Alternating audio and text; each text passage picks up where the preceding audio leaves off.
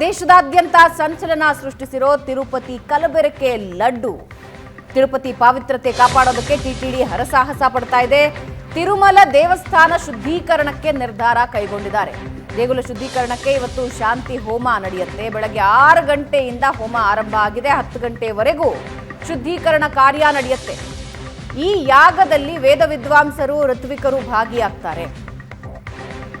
ಬಂಗಾರು ಬಾವಿ, ಯಾಗಶಾಲೆ, ವೆಂಕಟೇಶ್ವರ ದೇಗುಲದಲ್ಲಿ ಯಾಗ ನಡೆಸಲಾಗ್ತಾ ಇದೆ. ಬೆಳಗ್ಗೆ 6 ಗಂಟೆಯಿಂದ ಶುರುವಾಗಿದ್ದು 10 ಗಂಟೆವರೆಗೂ ಈ ಯಾಗ ನಡೆಯುತ್ತೆ. ಆಗಮಶಾಸ್ತ್ರಜ್ಞರ ಸಲಹೆ ಮೇರೆಗೆ ಶಾಂತಿ ಹೋಮ ಆಯೋಜನೆ ಮಾಡಿದ್ದಾರೆ. 3 ಹೋಮ ಕುಂಡಗಳನ್ನು ರಚಿಸಿ ಶಾಂತಿ ಹೋಮ ನಡೆಸ್ತಾ ಇದ್ದಾರೆ. ಲಡ್ಡುವಿಗೆ ಪ್ರಾಣಿ ಕೊಬ್ಬು ಬಳಕೆ ಬೆನ್ನಲ್ಲೇ ಭಕ್ತರಲ್ಲೂ ಒಂದು ಆತಂಕ ಶುರುವಾಗಿತ್ತು. ವಿಶ್ವದಾದ್ಯಂತ ತಿರುಮಲದ ಭಕ್ತರ ಸಂಖ್ಯೆ ಕೋಟ್ಯಾಂತರ ಸಂಖ್ಯೆಯಲ್ಲಿದೆ. ತಿರುಪತಿ ಲಡ್ಡು ವಿಶ್ವದಲ್ಲೇ ಪ್ರಸಿದ್ಧ ಪ್ರಸಾದವಾಗಿತ್ತು. ಆದರೆ ಈಗ ಭಕ್ತರಲ್ಲಿ ಆತಂಕ ಸೃಷ್ಟಿಯಾಗಿದೆ. ಆ ಆತಂಕ ದೂರ ಮಾಡೋದಕ್ಕೆ, ಪಾವಿತ್ರತೆಯನ್ನು ಕಾಪಾಡೋದಕ್ಕೆ ಬೆಳಗ್ಗೆ 6 ಗಂಟೆಯಿಂದಲೂ ಕೂಡ ಯಾಗ ನೆರವೇರ್ತಾ ಇದೆ. 10 ಗಂಟೆವರೆಗೂ ನಡೀತಾ ಇರುತ್ತೆ. 308 ವರ್ಷಗಳ ಇತಿಹಾಸದ ತಿರುಪತಿ ಲಡ್ಡು 1715ರಲ್ಲಿ ಮೊದಲನೇ ಬಾರಿಗೆ ತಿರುಪತಿ ತಿಮ್ಮಪ್ಪನಿಗೆ ಲಡ್ಡು ನೈವೇದ್ಯವಾಗಿ ಇಡಲಾಗಿತ್ತು.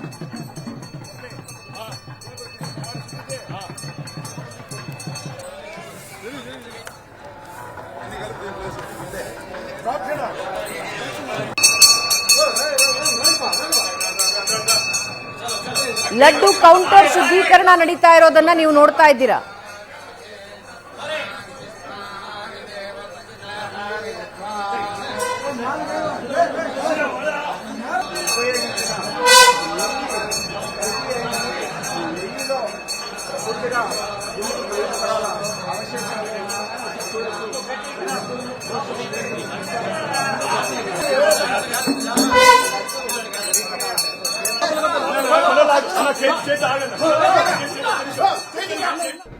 ఓం నమో వెంకటేశాయ. తిరుమల క్షేత్రంలో ఇటీవల నెయ్యిలో కొంత కల్తీ జరిగిందని ఆ విషయాన్ని అధికారులందరూ కూడా తెలుసుకొని ల్యాబ్కు పంపించడం, ఆ ల్యాబ్కు పంపించిన రిపోర్ట్లో కొన్ని పదార్థాలంతా నెయ్యిలో కలిసి ఉన్నాయని, దోషభూయిష్టమైన పదార్థాలు ఆ నెయ్యిలో ఉన్నాయని తెలిసిన దానివల్ల ప్రత్యేకంగా ఈ శాంతి హోమాన్ని, పంచగవ్య ప్రోక్షణని, వాస్తు పర్యవేక్షణని ఈరోజు వైభవంగా నిర్వహించడానికి ఆగమ సలహా మండలి సూచనలతోటి మేమందరం నిర్ణయించుకొని ఈ కార్యక్రమాన్ని నిర్వహించడం జరుగుతుంది.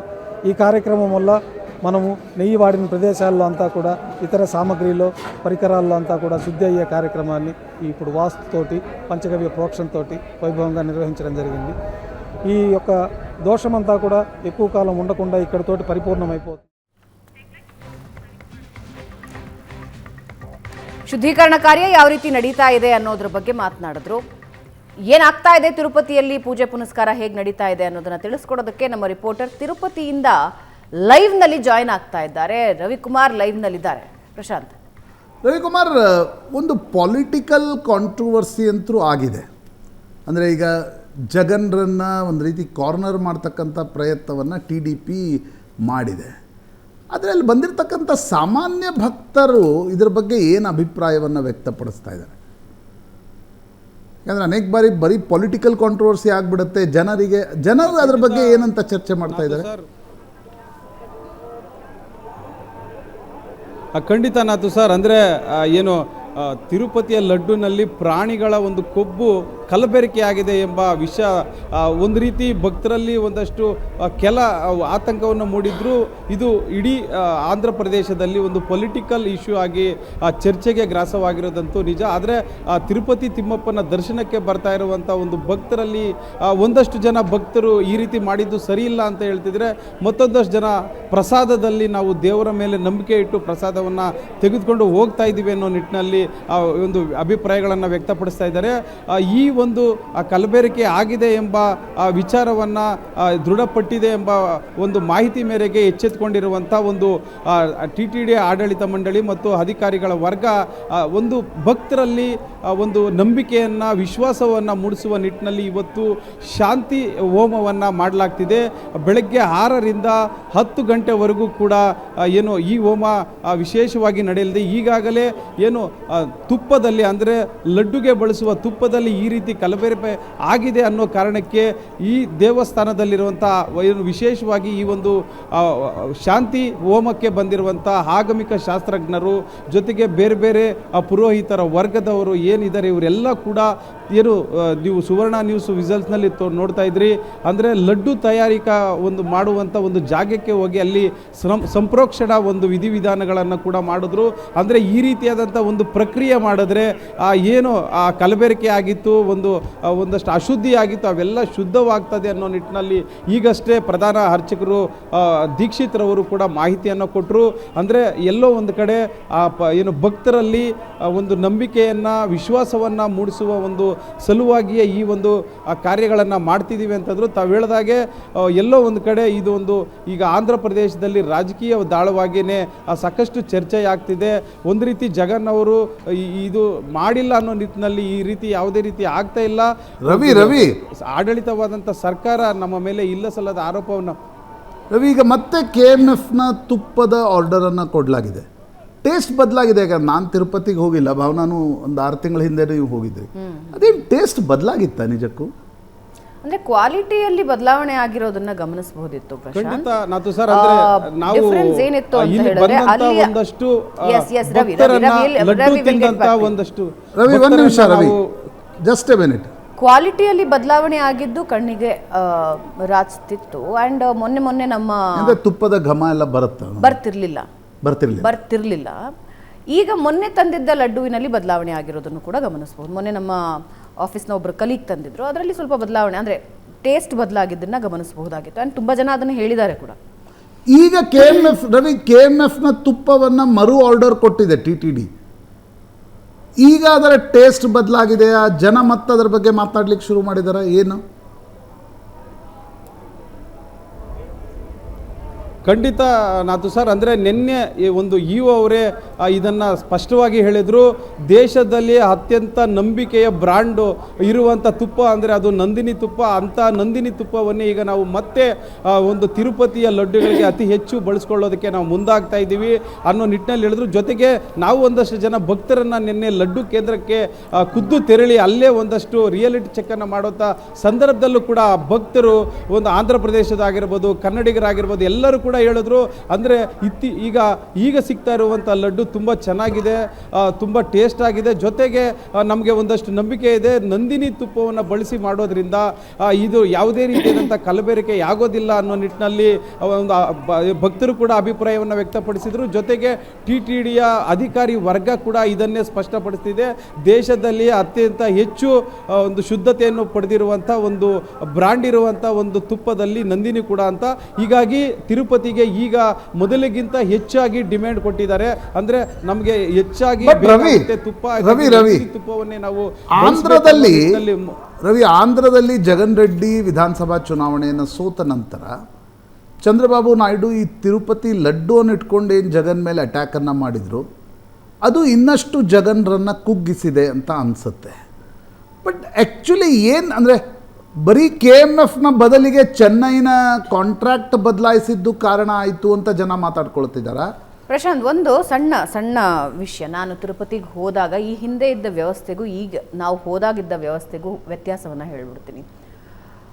ಸಾಮಾನ್ಯವಾಗಿ ಈ ಕೆಲವೊಂದು ಸೆಲ್ಲಾರ್ಗಳ ಥರ ಮಾಡಿರ್ತಾರೆ. ಅಂದರೆ ಒಂದಷ್ಟು ಜನ ಅಲ್ಲಿ ವೇಟ್ ಮಾಡೋದಕ್ಕೆ ವೇಟಿಂಗ್ ರೂಮ್ಗಳನ್ನು, ತುಂಬ ದೊಡ್ಡ ವೇಟಿಂಗ್ ರೂಮ್ಗಳನ್ನು ಮಾಡಿರ್ತಾರೆ. ಯೂಶಲಿ ತಿರುಪತಿಗೆ ಹೋದವರಿಗೆ ಅನ್ನಪ್ರಸಾದದ ಪ್ರಾಬ್ಲಮ್ಮೇ ಇರ್ತಿರ್ಲಿಲ್ಲ. ಸೇವೆ ಅಂತ ಮಾಡಿಕೊಂಡು ಬರ್ತಾ ಇರ್ತಾ ಇದ್ರು. ಅಂದರೆ ಜನನೇ ಬಂದು ಸೇವೆ ಅಂತ ಹೇಳಿ ಅನ್ನಪ್ರಸಾದಗಳನ್ನು ಕೊಡ್ತಾ ಇದ್ರು. ಆದರೆ TTDಯಲ್ಲಿ ನಾನು ಈ ಬಾರಿ ಗಮನಿಸಿದ್ದು, ಅಂದರೆ ಕಳೆದ ಒಂದು 6-7 ತಿಂಗಳ ಹಿಂದೆ ಗಮನಿಸಿದ್ದು, ಸರಿಯಾದ ವ್ಯವಸ್ಥೆನೇ ಇರಲಿಲ್ಲ ಅಲ್ಲಿ. ಅಲ್ಲಿ ಏಜಾದವ್ರು ಇರ್ತಾರೆ, 80-70 ವರ್ಷದವ್ರನ್ನ ಎತ್ಕೊಂಡು ಬಂದಿರ್ತಾರೆ, ವೇಟಿಂಗ್ ರೂಮಲ್ಲಿ ವೇಟ್ ಮಾಡಿಸ್ತಿರ್ತಾರೆ, ಅಥವಾ 60 ವರ್ಷದವ್ರು ಬಂದಿರ್ತಾರೆ, ಡಯಾಬಿಟಿಕ್ ಇರ್ತಾರೆ. ಹೆಂಗೆ ಅಂದರೆ ಒಂದು 400-500 ಜನಗಳು ಇದ್ದ ಒಂದು ಆ ಸೆಲ್ಲಾರ್ನಲ್ಲಿ ಅಥವಾ ಆ ವೇಟಿಂಗ್ ಹಾಲ್ನಲ್ಲಿ ಒಂದು 100 ಜನರಿಗೆ ಅಥವಾ 150 ಜನರಿಗೆ ಅನ್ನಪ್ರಸಾದ ತಂದು ಹಂಚ್ಬಿಟ್ಟು ಹೊರಟೋಗ್ತಿದ್ರು. ಅವರೆಲ್ಲ 4 ಅವರ್ ಕಾಯಬೇಕಿತ್ತು. 4-5 ಅವರ್ಗಳು ಅಲ್ಲೇ ಆ ವೇಟಿಂಗ್ ರೂಮ್ನಲ್ಲಿ ಕಾಯಬೇಕಾಗಿತ್ತು. ಕಿಟಕಿಯಿಂದ ಬಿಸ್ಕೆಟ್ಗಳನ್ನು ಕದ್ದು ತೊಗೊಂಬಂದು ಕೊಡೋರು ಎಕ್ಸ್ಟ್ರಾ ದುಡ್ಡಿಗೆ. ಅದಕ್ಕೆ ಮುಗಿಬೀಳೋರು ಜನ. ಅವರಿಗೂ ಸರಿಯಾಗಿ ಸಿಗ್ತಿರ್ಲಿಲ್ಲ. ಅವ್ರಿಗೆ ವ್ಯಾಪಾರ ಆಗ್ತಿತ್ತ ಸಣ್ಣ ಪುಟ್ಟ, ಅದು ಕಿಟಕಿಯಲ್ಲಿ ಬಂದು ಕದ್ದು ಕೊಟ್ಟು ಹೋಗೋರು ಬಿಟ್ಟರೆ.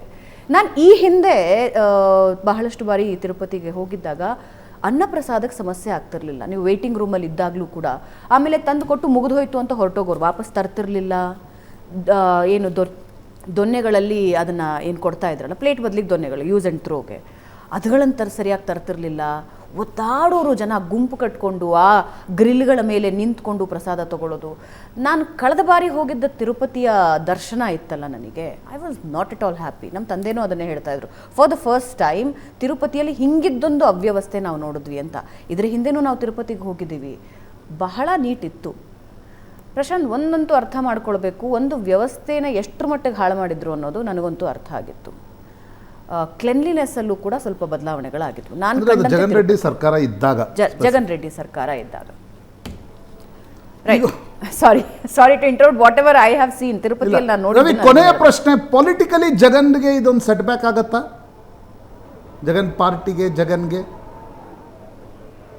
ಖಂಡಿತ ನಾಥು ಸರ್. ಅಂದರೆ ತಾವು ಗಮನಿಸ್ಬೋದು, ಅಂದರೆ TDP ಮತ್ತು ಜನಸೇನಾ ಮೈತ್ರಿ ಸರ್ಕಾರ ಬರ್ತಿದ್ದಂಗೆ ಚಂದ್ರಬಾಬು ನಾಯ್ಡು ಅವರು ಮೊಟ್ಟ ಮೊದಲ ಬಾರಿ ತೆಗೆದುಕೊಂಡ ನಿರ್ಧಾರ ಅಂತಂದರೆ ಅದು ತಿರುಪತಿ ದೇವಸ್ಥಾನದ ಇಶ್ಯೂನೇ ತಗೊಂಡ್ರು. ಅಂದರೆ 60 ವರ್ಷ ಮೇಲ್ಪಟ್ಟಂಥವರಿಗೆ ವಿಶೇಷವಾದಂಥ ಒಂದು ಕ್ಯೂ ಸಿಸ್ಟಮನ್ನು ಮಾಡುವಂಥ ವ್ಯವಸ್ಥೆ ಮಾಡಿದ್ರು. ಅದರ ಜೊತೆಗೆ ಈಗ ಮತ್ತೆ ಈ ಜಗನ್ಮೋಹನ್ ರೆಡ್ಡಿ ಅವರ ಅವಧಿಯಲ್ಲಿ ಈ ರೀತಿಯಾದಂಥ ಒಂದು ಪ್ರಾಣಿಗಳ ಕೊಬ್ಬು ಕಲಬೆರಕೆ ಆಗಿದೆ. ಒಂದು ಆ ನಿಟ್ಟಿನಲ್ಲಿ ಸಾಕಷ್ಟು ಸೆಟ್ಬ್ಯಾಕ್ ಆಗ್ತದೆ ಜಗನ್ಮೋಹನ್ಗೆ ಅನ್ನೋ ವಿಚಾರ ಚರ್ಚೆ ಮಾಡ್ತಿದ್ರು. ಆದರೆ ಇದನ್ನ ಜಗನ್ಮೋಹನ್ ರೆಡ್ಡಿ ಅವರು ಕೂಡ ತಳ್ಳಾಗ್ತಾ ಇದ್ದಾರೆ. ಅಂದ್ರೆ ಏನು ಈ ಸರ್ಕಾರ ಕೊಟ್ಟಿರುವ 6 ಬೇಡಿಕೆಗಳು, ಜನರಿಗೆ ಕೊಟ್ಟಿರುವಂತಹ ಒಂದು ನಿರೀಕ್ಷೆಗಳಿಗೆ ಕೆಲಸ ಮಾಡದೆ ಈ ರೀತಿ ಡೈವರ್ಷನ್ ಮಾಡೋದಕ್ಕೆ ಇವೆಲ್ಲ ಮಾಡ್ತಿದ್ದಾರೆ ಅನ್ನೋ ನಿಟ್ಟಿನಲ್ಲಿ ಜಗನ್ ಕೂಡ ಸಮರ್ಥನೆ ಮಾಡ್ಕೊಳ್ಳಕ್ಕೆ ಮುಂದಾಗ್ತಾ ಇದ್ದಾರೆ ಅಂತಾನೆ ಹೇಳ್ಬೋದು. Okay Ravi, thank you very much. ನೀವು ಅಲ್ಲಿಂದ ಬರುವಾಗ ಸ್ವಲ್ಪ ಪ್ರಸಾದ ತೆಗೆದುಕೊಂಡು ಬನ್ನಿ, ನಾವು ಸ್ವಲ್ಪ ಪ್ರಸಾದ ತೆಗೆದುಕೊಂಡು. ಥ್ಯಾಂಕ್ ಯು ರವಿ ಮಾಹಿತಿಗಾಗಿ.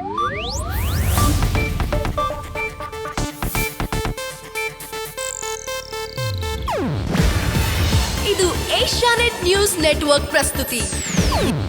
ನೀವು ನೋಡ್ತಿದ್ದೀರಾ ಏಷ್ಯಾನೆಟ್ ಸುವರ್ಣ ನ್ಯೂಸ್.